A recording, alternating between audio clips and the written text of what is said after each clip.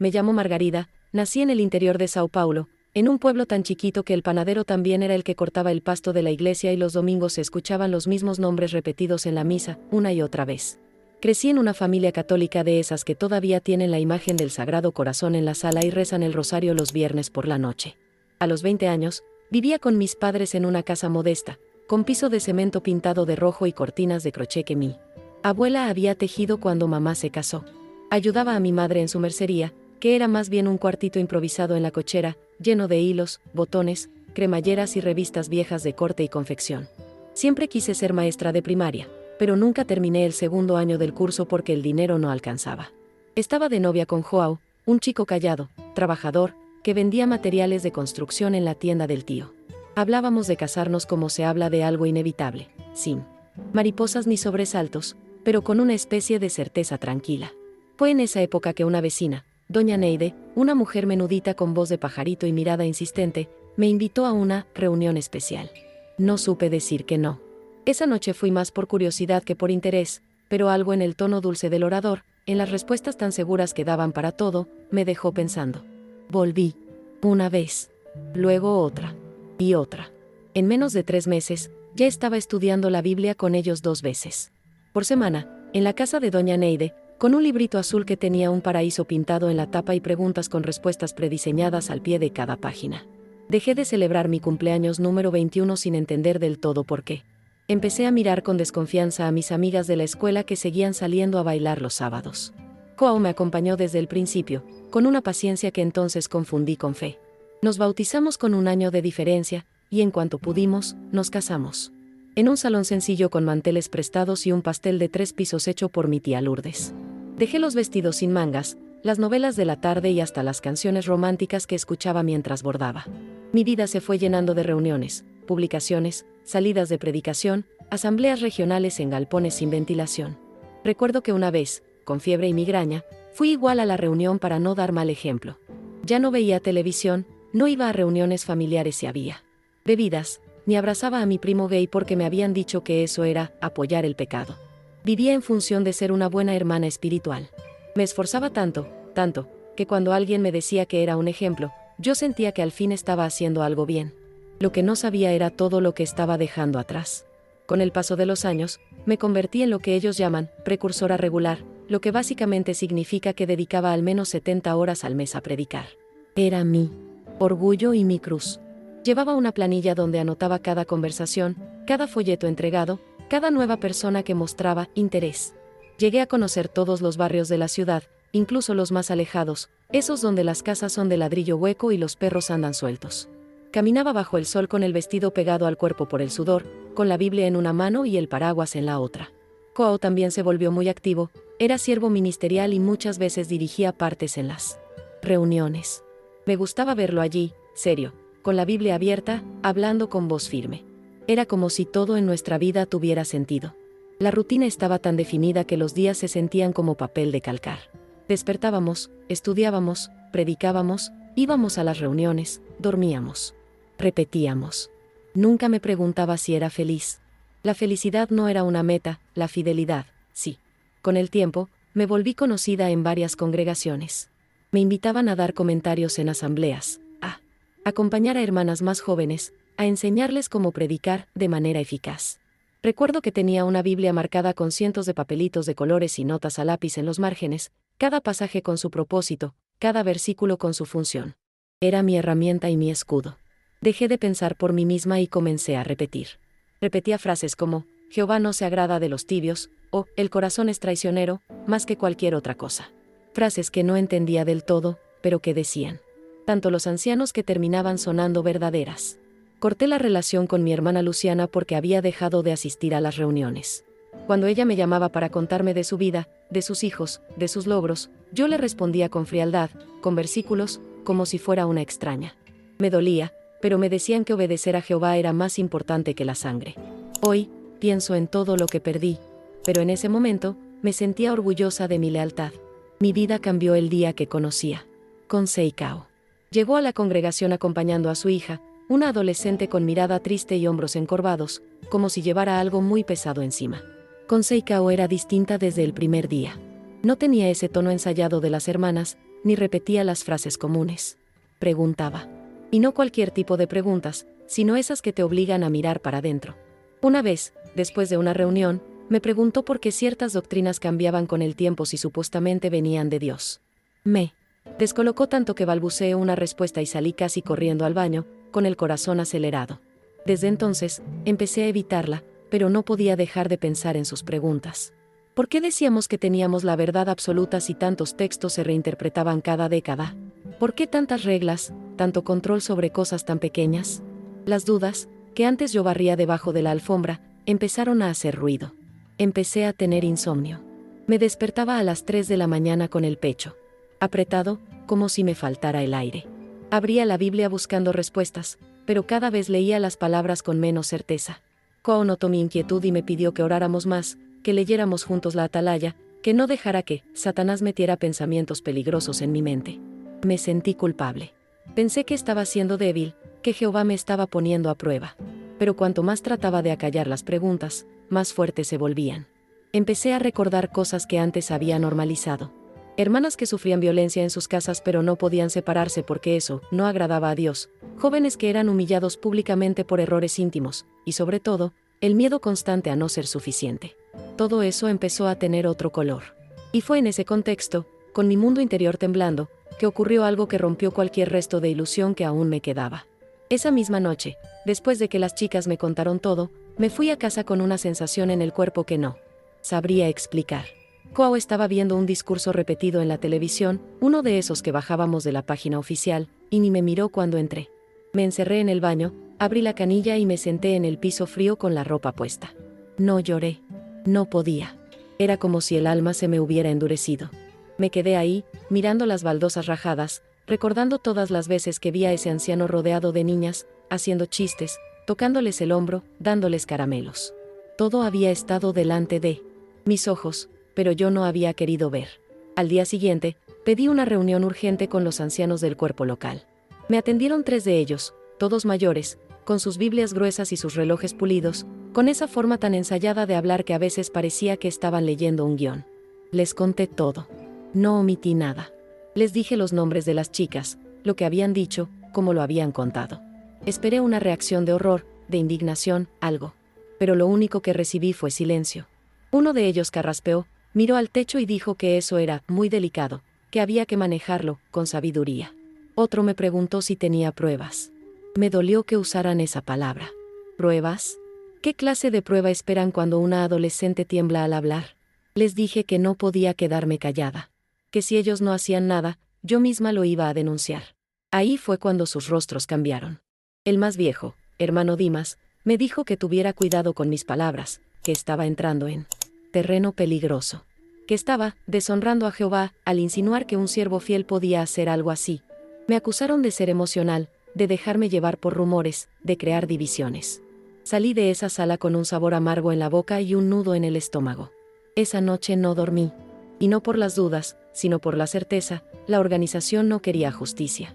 Quería silencio. Pasaron unos días y nadie me volvió a hablar del tema. Ni los ancianos, ni Joao, ni las chicas. Era como si todo hubiera sido borrado con una goma gigante. Pero yo no podía olvidarlo. En cada reunión, cuando veía al anciano subir al estrado con esa seguridad tan arrogante, me hervía la sangre. Lo peor era ver cómo seguía rodeado de jóvenes, cómo las madres lo saludaban con sonrisas y hasta le agradecían los buenos consejos. Un domingo, después de la reunión, una de las chicas se me acercó. Me dijo bajito, sin mirarme a los ojos, nos pidieron que no volviéramos a hablar del tema. Que no le hiciéramos daño al nombre de Jehová. Sentí que me temblaban las piernas. ¿Cómo podía ser que se les pidiera silencio a las víctimas y se protegiera al abusador? Esa noche, decidí hablar con Joao. Pensé que me iba a apoyar, que se iba a enojar, que íbamos a hacer algo juntos. Pero lo que encontré fue otra cosa. Joao me escuchó en silencio. Cuando terminé, me dijo algo que nunca voy a olvidar: Margarida, no te metas en eso. Vas a arruinar nuestra vida. Si sigues con esa actitud, vas a poner en riesgo tu posición y la mía. Piensa en nuestra reputación. Me quedé mirándolo sin entender. ¿Nuestra reputación? ¿Y la vida de esas chicas? Me di cuenta de que estaba sola. Por primera vez en años, entendí lo que significaba estar realmente sola. Joao no quería justicia. Quería comodidad. Quería seguir siendo respetado. No dije nada. Me levanté, me fui al cuarto y me senté frente al espejo. Me miré largo rato. Tenía los ojos cansados, el rostro apagado, una tristeza que no sabía cuándo se había instalado. Esa noche, no oré. Por primera vez en 15 años, no oré. Y al mismo tiempo, sentí algo parecido a la libertad. No pasó mucho hasta que me citaron para una reunión de disciplina espiritual. Me dijeron que habían recibido informes de que yo estaba difundiendo información dañina y poniendo en duda la dirección del Espíritu Santo. El tono era formal, pero sus miradas eran de juicio. Me preguntaron si seguía hablando con las chicas, si había comentado el asunto con otras hermanas, si aún sostenía las acusaciones. Yo les dije que sí, que no iba a retractarme, que lo que había pasado era real. Uno de ellos me interrumpió y dijo que si insistía, iba a ser considerada apóstata. La palabra me cayó como un golpe en el estómago. Apóstata. Durante años, esa había sido la peor etiqueta posible. Era sinónimo de traidora, de enemiga de Dios, de alguien que había sido tragado por el mundo. Sentí miedo. No por mí, sino por lo que venía después. Pocos días después, me anunciaron públicamente como expulsada. Fue una escena surreal. Yo estaba en la reunión, sentada en la última fila. Había ido con la esperanza de que aún hubiera diálogo, de que alguien me tendiera una mano. Pero no, un anciano subió al estrado y dijo, sin rodeos, que Margarida había sido desasociada por conducta apostata y persistente rebeldía. La sala quedó en silencio. Sentí todas las miradas clavadas en mí, como agujas. Joao, que estaba al frente, ni siquiera giró la cabeza. Me levanté con las piernas temblando y caminé hacia la puerta. Nadie me tocó. Nadie me habló. Nadie me siguió. Era como si me hubieran borrado de un día para el otro. Afuera, el sol brillaba como si nada hubiera pasado. Pero dentro de mí, todo se había roto. Cuando llegué a casa, Joao ya estaba empacando algunas cosas. No dijo mucho.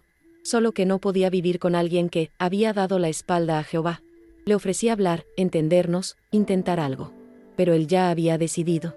Me dejó en menos de una hora, llevándose su ropa, su Biblia, su dignidad fabricada. Cerró la puerta sin mirar atrás. Me senté en el piso del pasillo, abrazando las rodillas, y por primera vez en muchos años, lloré sin freno. No era solo la pérdida de un esposo. Era la caída completa de mi mundo. La hermana que me había acompañado en los estudios bíblicos dejó de contestarme los mensajes. Mi madre me decía que oraría por mí, pero no quería verme. Luciana, mi hermana, la que yo había rechazado tantos años atrás, fue la única que me envió un mensaje. Corto pero cálido, estoy acá si me necesitas. Ese mensaje fue como un salvavidas lanzado en medio de un naufragio. Durante semanas, no salí de casa. No tenía trabajo, no tenía estudios completos, no tenía amigos. Cada objeto en la casa me recordaba lo que había sido, los folletos guardados, la ropa modesta colgada en el armario, las libretas de predicación con mis anotaciones prolijas. Me costaba respirar. Pensé que estaba perdiendo la razón. A veces me despertaba sobresaltada pensando que todo había sido un malentendido, que iban a venir a buscarme, que me iban a perdonar. Pero no. No había perdón para quien cuestiona la estructura. Y mucho menos para quien denuncia lo que debe mantenerse oculto. Un día, abrí una caja con recuerdos antiguos y encontré una foto de Luciana, de cuando éramos chicas, abrazadas en la playa. Fue como una chispa. Algo dentro de mí se movió. Tomé el teléfono y la llamé. Luciana me atendió al primer timbre. Su voz sonaba igual que siempre, pero con una calidez que yo no recordaba. No me preguntó nada. No me reprochó nada. Solo me dijo, ¿querés venir a casa? Te preparo un café. Fui, con el corazón en la garganta y las manos sudadas. Ella me abrió la puerta con un delantal manchado de harina y una sonrisa tan sincera que me quebró por dentro. Nos abrazamos largo, como si estuviéramos cerrando una herida antigua. Esa tarde hablamos poco. Ella cocinó, yo la ayudé a poner la mesa. Me mostró fotos de sus hijos, me contó cómo había sido todo ese tiempo sin mí. No mencionamos la religión. No hacía falta. Ese silencio compartido fue más sanador que 1000 discursos. Volví a casa con una bolsita de galletas caseras y un nudo en la garganta. Por primera vez en meses, dormí sin pesadillas. A partir de ahí, empecé a reconstruirme desde lo mínimo. Conseguí un trabajo como ayudante en una tiendita de barrio, doblando ropa y atendiendo a clientas mayores. No era lo que soñaba, pero era algo mío. Empecé a leer libros que antes consideraba prohibidos, a mirar películas, a caminar sin rumbo solo para ver la vida. Me inscribí en un taller de escritura en la Casa de Cultura de mi ciudad. Al principio me costaba hablar, compartir, mirar a los ojos. Pero poco a poco fui recuperando la voz. Una tarde, en ese taller, me animé a contar mi historia. No toda. Solo un pedacito. Al terminar, una señora se me acercó y me dijo, gracias por poner en palabras lo que tantas hemos callado. Ese día entendí que no estaba sola, que había muchas como yo, rotas en pedazos, intentando volver a respirar. Con el tiempo, empecé a encontrar otras mujeres que también habían salido de contextos religiosos opresivos. Algunas venían de iglesias evangélicas extremas, otras de comunidades cerradas donde se castigaba el pensamiento propio. Escuchar sus historias era como mirarme en un espejo roto, cada una tenía una grieta diferente, pero todas compartíamos esa mezcla de culpa, vergüenza y rabia. Fue en una de esas charlas, en una sala modesta prestada por una asociación barrial, que una joven me dijo algo que me marcó: no fue tu culpa confiar. Lo que hicieron con tu confianza, eso sí es imperdonable. Esa frase me golpeó como un rayo. Hasta ese momento, yo todavía me culpaba por no haber visto, por haber sido tan leal, por haber participado en algo que hizo tanto daño. A partir de entonces, empecé a transformar esa culpa en otra cosa. En impulso. En propósito. Fue así como nació el primer grupo de apoyo. No tenía nombre, ni logo, ni fondos. Solo éramos 5 mujeres sentadas en círculo, compartiendo lo que nos habían arrebatado: la voz, la autonomía, la fe libre. Yo llevaba mate y galletas, otra traía fotocopias con textos, otra contaba su experiencia. De a poco, la sala se fue llenando. Comenzamos a organizar charlas abiertas, invitar profesionales, crear redes de apoyo. Una psicóloga voluntaria nos ofreció hacer un taller sobre trauma espiritual. Nunca había escuchado ese término antes, pero cuando lo explicó, sentí que por fin alguien había puesto palabras a lo que yo cargaba hacía años. Empecé a estudiar sobre eso, a leer con avidez. Y lo más increíble, cuanto más aprendía, más sentía que me estaba acercando a Dios. A un Dios distinto. No el juez severo que contaba mis errores, sino uno que escuchaba mis silencios, que no necesitaba intermediarios, ni reglas, ni miedo. Empecé a escribir textos breves sobre lo que viví, no como denuncia directa, sino como reflexiones, como cartas abiertas a otras mujeres que quizás aún no sabían que podían salir. Los publicaba en un blog sencillo, sin muchas pretensiones. Lo llamé Fe sin jaulas. Al principio, casi nadie leía. Pero un día, una de esas publicaciones se volvió viral. Era una carta titulada A la que tiene miedo de dudar, y hablaba sobre ese instante exacto en que algo dentro tuyo empieza a cuestionar lo incuestionable. Recibí mensajes de todo el país. Mujeres, hombres, incluso jóvenes que aún estaban dentro de congregaciones como la mía. Algunos me insultaban. Otros me pedían ayuda. Pero hubo un mensaje, en particular, que me hizo llorar como hacía tiempo no lloraba. Era de una de las chicas que me habían contado su historia años atrás. Me dijo: pensé que te habían destruido, hermana. Me alegra saber que estás viva y libre. Con ese impulso, formamos una red más grande. Sumamos voluntarios, armamos un sitio web, conseguimos asesoría legal. Empezamos a acompañar casos de abuso encubierto dentro de instituciones religiosas. Algunos salieron en la prensa. Otros terminaron en la justicia. Era duro, desgastante, muchas veces frustrante. Pero había algo que me sostenía. Cada vez que una persona lograba contar lo que había vivido sin miedo, yo sentía que una grieta más se cerraba en mí. Ya no era solo por mí. Era por todas. Incluso por las que todavía no podían hablar. Me invitaron a dar charlas, a participar en conferencias, a compartir mi historia en espacios donde antes solo hablaban expertos. La primera vez que subí a un escenario, con el micrófono en la mano y el corazón latiendo en las sienes, pensé en esa versión mía que temblaba frente a los ancianos. Y me prometí que nunca más iba a callarme. A los 40 años, ya no era la mujer que caminaba con la Biblia bajo el brazo y la mirada baja. Tenía arrugas nuevas, sí, pero también una firmeza en la voz que antes me era desconocida. Vivía sola en un departamento pequeño, lleno de plantas y libros subrayados. Había retomado los estudios, cursaba a distancia una tecnicatura en acompañamiento terapéutico y seguía escribiendo. Algunas noches, el pasado volvía como un eco, sobre todo cuando pasaba frente al viejo salón del reino o cuando alguien me saludaba con esa frialdad típica de los que aún me consideraban del mundo. Me dolía, pero ya no me quebraba. Entendí que algunas personas nunca se permitirían dudar, y que eso no era culpa mía. A veces, el precio de despertar es que otros te vean como una amenaza. Pero yo no era una amenaza. Era una mujer que Había aprendido a pensar por sí misma. Y eso, por sí solo, ya era una victoria. Un día, me llamaron de una universidad.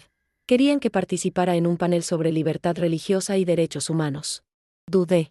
Pensé que yo no era nadie. Solo una mujer que había sobrevivido. Pero fui.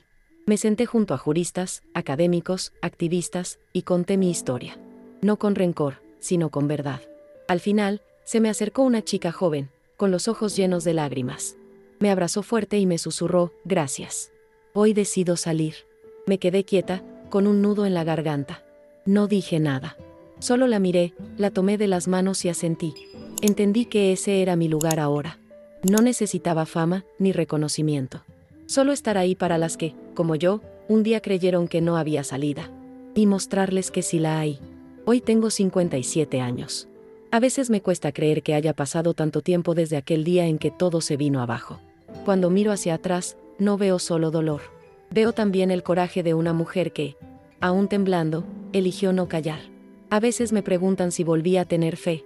Y yo respondo que sí. Pero no una fe dictada por otros, ni escrita en folletos. Es una fe íntima, silenciosa, que no necesita templo. La encuentro en los amaneceres, en los abrazos sinceros, en el acto de escuchar sin juzgar. Creo en un Dios que no castiga la duda, sino que la abraza como parte del camino. Un Dios que llora con las víctimas, no que protege a los abusadores. Y, sobre todo, un Dios que me sostuvo cuando todos me soltaron. Hace poco, me crucé con Kao en un evento. Ella seguía con esa misma mirada firme, pero ahora con el pelo completamente blanco y una paz en la sonrisa que me emocionó. Nos abrazamos largo, como si nos hubiéramos esperado toda la vida. Me dijo, ¿ves lo que hiciste? Sembraste en tierra seca. Y ahora hay bosque. Lloramos juntas, sin palabras. Fue entonces cuando entendí que mi historia ya no era solo mía. Que lo que viví, lo que sufrí, lo que reconstruí, ahora era parte de una memoria colectiva que seguía salvando vidas en silencio. No sé qué me espera el futuro, pero sé que ya no tengo miedo. Porque la verdad, por dura que sea, siempre termina liberando. No tengo todas las respuestas. Todavía hay noches en las que me despierto con el corazón apretado, recordando todo lo que perdí, amistades, familia, una parte de mi juventud. Hay días en los que me pregunto qué habría sido de mi vida si nunca hubiera cruzado esa puerta, si me hubiera quedado en la fe tranquila y heredada de mi infancia. Pero después me miro en el espejo, veo las arrugas alrededor de mis ojos, la forma en que mi espalda se mantiene recta, y sé que no cambiaría nada. Porque incluso en el abismo, encontré algo que no sabía que existía, mi voz. Una voz que ya no tiembla, que ya no necesita permiso para decir lo que siente, lo que piensa, lo que duele. Hoy camino sin miedo. Sigo acompañando a mujeres, escribiendo, hablando, construyendo puentes donde antes solo había muros. A veces, cuando termino una charla o recibo un mensaje agradecido de alguien que aún está saliendo de su propia cárcel, me quedo en silencio, mirando por la ventana, y susurro una palabra simple, gracias. No sé exactamente a quién se la digo. Tal vez a la vida. Tal vez a ese Dios que nunca me abandonó, aunque yo no lo reconociera. Lo que sé es que sigo de pie. Y que, después de todo, sobrevivir fue solo el comienzo. Vivir de verdad, empezó el día que decidí no callar más. Después de aquella conferencia. En la universidad, mi historia comenzó a circular más allá de lo que yo imaginaba. Me entrevistaron en radios pequeñas del interior, me invitaron a participar en podcasts de miembros de comunidades religiosas, y hasta me contactaron desde una organización internacional que trabajaba con víctimas de sectas coercitivas. Me sentí abrumada al principio. Yo seguía siendo esa mujer sencilla, la que tomaba colectivo para ir a trabajar y anotaba sus gastos en una libreta vieja. Pero entendí que mi voz podía servir. Que lo que yo había vivido, aunque doloroso, no era en vano si ayudaba a que otras personas se sintieran comprendidas, reflejadas, acompañadas. Preparé un texto con los fragmentos más duros de mi historia y lo presenté en un foro sobre trauma religioso. Cuando terminé de leer, el silencio en la sala fue tan profundo que me costó respirar. Luego, una mujer del público se levantó y aplaudió. Después, otra. Y otra. Y otra. Unos días después, recibí un correo de una joven que vivía en otro país. Me decía que su congregación era idéntica a la mía, que también había sido abusada por un hermano ejemplar, y que, al leer mi relato, por fin sintió que no estaba loca. Me escribió, yo pensé que estaba manchada para siempre, que Dios me odiaba. Pero al leerte, entendí que no soy la sucia. Ellos lo son. Esa frase me partió en dos. Porque yo también me había sentido así, culpable por no haber visto antes, sucia por haber pertenecido a algo que encubría tanto dolor. A veces, el abuso más profundo no es el físico, sino el espiritual, ese que te arranca la confianza en ti misma, que te convence de que tu intuición no vale, de que tu voz es peligrosa. Por eso, cada vez que alguien me agradece por contar mi historia, yo pienso en esas chicas que se sentaron conmigo en aquel cuartito oscuro. Ellas fueron mi comienzo. Y siguen siendo mi fuerza. Después de aquella conferencia en la universidad, mi historia empezó a circular más allá de lo que jamás había imaginado. Me entrevistaron en radios comunitarias del interior, me invitaron a participar en podcasts de miembros de organizaciones religiosas, y hasta me contactaron desde una asociación internacional que trabaja con víctimas de grupos religiosos coercitivos. Al principio me sentía abrumada. Yo seguía siendo esa mujer sencilla, la que anotaba sus gastos en una libreta con tapa rota y tomaba el colectivo apretado a las 7 de la mañana. Pero entendí algo, mi voz podía ser un faro. Lo que había vivido, por más doloroso que fuera, no era solo mío. Si podía ayudar a otra mujer a romper el silencio, entonces todo cobraba sentido. Preparé un texto con los fragmentos más duros de mi historia y lo presenté en un foro sobre trauma espiritual. Cuando terminé de leer, la sala entera quedó en silencio.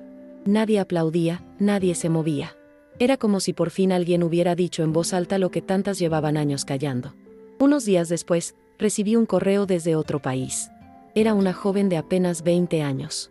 Me contaba que su congregación era igual que la mía, que también había sido abusada por un hermano respetado, y que, al leer mi relato, por primera vez sintió que no estaba loca. Me escribió algo que aún conservo impreso. Pensé que estaba sucia para siempre, que Dios me odiaba. Pero al leerte, entendí que no soy yo la manchada. Son ellos. Esa frase me atravesó el pecho. Porque yo también me había sentido así, culpable por no haberlo visto antes, avergonzada por haber creído, por haber sido parte. A veces el daño más profundo no es el físico, es el que destruye tu capacidad de confiar en tu propia percepción, en tu voz, en tu instinto. Por eso, cada vez que alguien me agradece por hablar, pienso en esas chicas que me contaron la verdad en aquella sala con olor a papel viejo. Ellas me salvaron, sin saberlo. Y todavía me sostienen. Con el tiempo, me di cuenta de que hablar de fe también podía ser un acto de sanación. Empecé a dar talleres no para atacar religiones, sino para hablar del derecho a dudar, a cambiar de idea, a decir, esto no me hace bien. Muchas personas llegaban con miedo, como si estuvieran cometiendo una traición solo por estar ahí. Una vez, una mujer mayor me dijo, con la voz temblorosa, tengo 68 años. Hace 50 que estoy en la organización. Pero nunca sentí a Dios como cuando la escuché a usted hablar de Él. Lloramos juntas. Y yo entendí, en ese momento, que recuperar la espiritualidad después del abuso no solo era posible, era urgente. No para repetir estructuras, sino para reconectar con ese fuego íntimo que nos habían enseñado a temer. La espiritualidad no debía ser una jaula. Tenía que ser refugio. También comencé a acompañar procesos legales. No fue fácil. Muchas veces tuve que enfrentar a viejos conocidos, a abogados que defendían a los abusadores con frialdad, a peritos que dudaban de las víctimas. Pero yo ya no era la misma. Había encontrado una fuerza que no venía de la rabia, sino de la convicción. Algunas causas no prosperaban, y eso dolía. Pero otras sí. Hubo denuncias que salieron en medios nacionales. Una de ellas, la de una joven del sur, terminó con la condena de un anciano que llevaba más de 30 años predicando. El día que se dictó sentencia, ella me llamó. No dijo mucho. Solo lloró. Yo me quedé en silencio, escuchando su respiración entrecortada, y sentí algo parecido a la paz. No era venganza. Era justicia. Y aunque no reparara todo lo vivido, abría una puerta. Una puerta que tantas creían cerrada para siempre. Hubo momentos en los que dudé de seguir. Momentos en los que me preguntaba si valía la pena remover tanto dolor, revivir tantas heridas. A veces recibía amenazas anónimas, correos con citas bíblicas fuera de contexto, mensajes que decían que estaba siendo usada por Satanás. Al principio me dolían. Me hacían temblar las manos. Pero después aprendí a verlos por lo que eran, el último recurso de quienes no soportan que alguien se atreva a mirar de frente. También había días en los que el cansancio me ganaba. Días en los que quería desaparecer, quedarme en la cama, volver a ser invisible. Pero en esos días, siempre pasaba algo. Una llamada. Un mensaje. Una carta escrita a mano por alguien que decía, leerte me salvó. Esas pequeñas luces eran las que me devolvían el paso firme. Las que me recordaban por qué había empezado. Una de las cosas más difíciles fue reconstruir mi relación con mi madre. Durante años, ella se negó a hablar conmigo.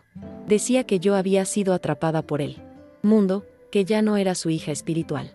A veces la veía en el mercado, comprando pan, y bajaba la mirada como si yo fuera una desconocida. Me dolía más que cualquier insulto. Pero no la obligué. Aprendí a esperar, a entender que cada uno tiene sus tiempos. Hasta que un día, sin aviso, sonó el timbre de casa. Era ella. Tenía una bolsa con bizcochos y los ojos hinchados. Soñé con vos anoche, me dijo. Y me desperté con ganas de abrazarte. Nos sentamos en la cocina, como si no hubiera pasado una década. No hablamos de religión. Hablamos de su jardín, de la lluvia, del viejo perrito que ya no veía bien. Ese abrazo fue como agua después de un largo desierto. No lo necesitaba para seguir, pero sanó una parte que ya había dado por perdida. Después de aquel reencuentro con mi madre, empecé a entender que la vida no siempre devuelve lo que una espera, pero a veces ofrece lo que una ya había dejado de pedir. Empezamos a vernos una vez por semana.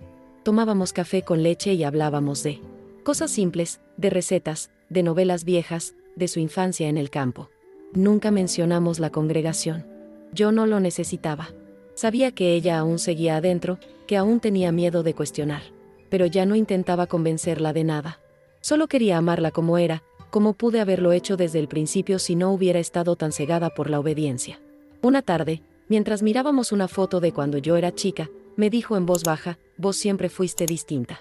Yo lo sabía, pero me daba miedo. Nos abrazamos sin decir más. Era suficiente. A veces, una frase así repara más que 1000 sermones. En paralelo, empecé a escribir un libro. No como testimonio personal, sino como una herramienta para acompañar a otras personas en su salida de estructuras religiosas opresivas. Quería crear algo que sirviera, que pudiera leerse sin sentir culpa, que no diera respuestas cerradas.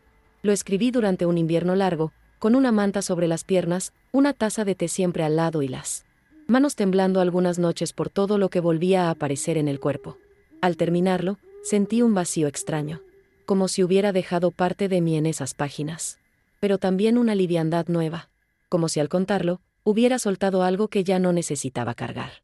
El día que lo presenté en una feria del libro independiente, me temblaban las rodillas. Pero cuando una joven se acercó con los ojos llenos de lágrimas y me dijo, gracias por escribir lo que yo nunca supe decir, supe que había hecho lo correcto. Con el libro publicado, llegaron nuevas puertas. Me invitaron a participar en espacios académicos, en programas de formación para psicólogos y trabajadores sociales, en debates sobre libertad religiosa y violencia institucional. Al principio me sentía fuera de lugar, como una intrusa entre tanta gente con títulos. Pero pronto entendí que mi experiencia también era saber, que mi cuerpo también hablaba, que mis silencios tenían historia. Una vez, en una charla para estudiantes de psicología, una joven me preguntó, ¿cómo se empieza de nuevo después de perderlo todo? Me quedé en silencio un segundo largo.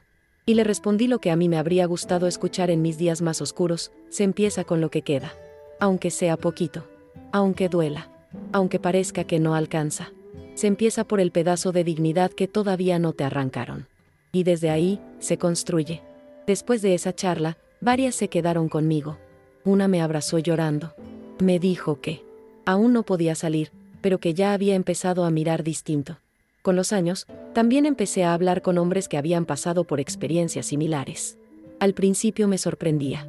Pensaba que el control espiritual era algo que nos golpeaba más a nosotras, por el machismo tan evidente en muchas de estas estructuras. Pero ellos también traían sus heridas, la exigencia de ser fuertes, la represión emocional, la culpa por desear, por fallar, por no encajar en la rigidez que se les imponía. Escucharlos fue revelador. Me hizo entender que el trauma espiritual no distingue género, aunque sí se vive distinto. Algunos de ellos se sumaron al trabajo que hacíamos. Hoy caminamos juntos, hombro a hombro, en una red que no deja de crecer. Lo que comenzó como un pequeño grupo de apoyo, en un cuartito prestado con sillas de plástico, hoy tiene presencia en más de 10 provincias y contacto con colectivos en otros países. Y todo eso nació de un día en el que me negué a callar. Un solo día. Un solo no. Y todo cambió. A veces me preguntan si volví a creer. Yo siempre sonrío antes de responder, porque esa pregunta ya no me incomoda. Les digo que sí, que creo. Pero no como antes. No en un Dios de castigos, ni en reglas que asfixian, ni en estructuras que silencian el dolor para proteger su imagen. Creo en un Dios que camina al lado, que no exige perfección sino verdad. Un Dios que me encontró en el piso del baño, con la ropa puesta y el alma hecha pedazos, y no me pidió explicaciones. Solo se sentó conmigo. Ese Dios no necesita edificios ni jerarquías. Vive en la dignidad recuperada, en la valentía de nombrar lo innombrable, en la ternura de quienes abrazan sin condiciones. Para mí, eso es sagrado. Lo demás, aprendí a soltarlo. Un día, recibí una carta escrita a mano, con letra prolija y papel perfumado. Era de una de las chicas que me contaron su historia en aquella sala olvidada, tantos años atrás. Me decía que ahora era madre, que trabajaba con niños y que había aprendido a confiar de nuevo. Gracias por creerme cuando nadie más lo hizo, escribió. Me quedé largo rato con la carta en las manos, leyendo una y otra vez esa frase. Me quebré. Lloré por ella, por mí, por todas.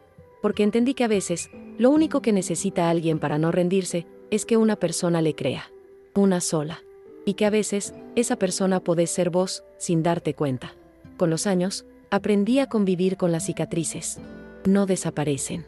Algunas duelen más con ciertos olores, ciertos nombres, ciertas fechas. Pero ya no me controlan. Aprendí a mirarlas como quien mira una herida cerrada, con respeto, con cuidado, pero sin miedo. También aprendí a no pelearme con mi pasado. Por mucho tiempo quise arrancarlo, como si negarlo fuera una forma de sanar. Hoy entiendo que ese pasado es parte de mí. No lo celebro, pero lo reconozco. Porque gracias a lo que viví, hoy puedo sostener la mirada de alguien que está empezando a despertar. Puedo decirle, yo estuve ahí. Y salí. Y eso, veces, es suficiente para encender una chispa en el otro. Me gusta caminar temprano por la mañana. Hay algo en el silencio de esas horas que me acomoda el alma. Paso por calles tranquilas, saludo a vecinos, miro los árboles moverse con el viento. A veces pienso en la Margarida de 20 años, la que creía tener todas las respuestas, la que temía equivocarse, la que se juzgaba por cada pensamiento impuro. La abrazo desde acá. No la culpo. Hizo lo que pudo con lo que sabía. Y si hoy estoy donde estoy, es porque un día, esa joven valiente, aunque no lo supiera, decidió escuchar su intuición. Decidió creerle a otras mujeres. Y eligió la verdad, aunque le costara todo. Hace poco me invitaron a cerrar un congreso sobre libertad de conciencia. Era un auditorio grande, con luces suaves y muchas filas de sillas. Me senté en el escenario con un micrófono en la mano, pero sin papeles ni discursos escritos. Solo hablé desde el corazón. Conté lo que pasaba dentro de una persona cuando todo lo que daba sentido a su vida se desmorona. Conté lo que se siente ser mirada como una traidora por elegir la verdad. Y también conté lo que se siente volver a respirar después de años de miedo. Al terminar, el aplauso fue largo y cálido, pero lo que más me conmovió fue ver a una mujer mayor, de pelo blanco recogido y ojos húmedos, que se me acercó y me dijo, yo pensé que ya era tarde para mí. Pero usted me devolvió las ganas. Me agarró la mano con fuerza. Y en ese gesto sentí que todo, cada lágrima, cada caída, cada duda, había valido la pena. Hoy ya no busco aprobación. No necesito ser vista como ejemplo. Solo quiero vivir con coherencia, con calma, con compasión. Algunas personas aún me rechazan.